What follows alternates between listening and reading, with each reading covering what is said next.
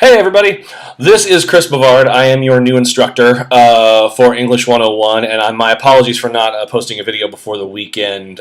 When I took the course over, I was working as fast as I could to get your assignments graded and get everything squared away so that you didn't have to worry about that stuff any longer than you had to.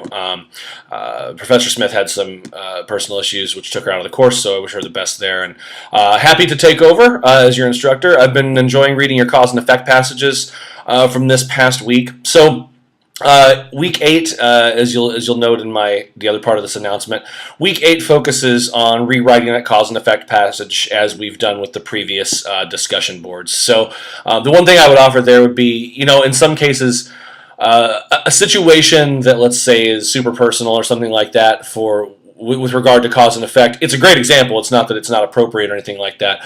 But one thing you'll kind of want to think about is how to kind of contextualize that in a broader sense. How does that cause and effect relationship maybe serve as an example of a larger issue, right? A larger cause and effect issue that other people can kind of relate to more universally. But on the whole, I've really been enjoying seeing what you've posted. There's a lot of great stuff that you guys came up with last week, so I appreciate seeing that. This week we're focusing on the conclusion of the essay. So last week it was body and sources and all of that, and I've taken a look at most of those so far. There were a few late papers here and there that I'm still getting to, but I'll have those knocked out in the next day or so with feedback for everyone.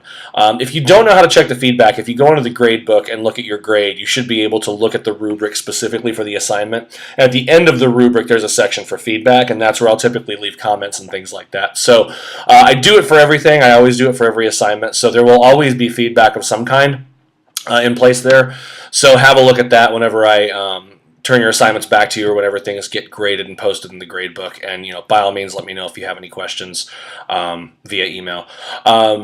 In terms of other business, other things, I know that there were a couple of people who had questions about grades in the grade book from before I took over or whatever. I'm taking a look at those as well. But overall, happy to have taken over for these last 4 weeks now, 5 weeks actually. 8, 9, 10, 11, yeah, 5 weeks. So we're more than halfway there. And if you have any questions about essay development so far, since we're now at the conclusion stage, please let me know if there were things that you needed clarified or if there was information that you felt you needed to kind of get you to where you needed to be as you work on the conclusion and work on at least completing a draft of this essay. I'm more than happy to help. With that, let me know if you have any questions. I will be checking in periodically throughout the week in the discussion forum, as well as with some supplemental resources via announcement later on this week to hopefully help you with the drafting process. And thanks so much. Have a great week.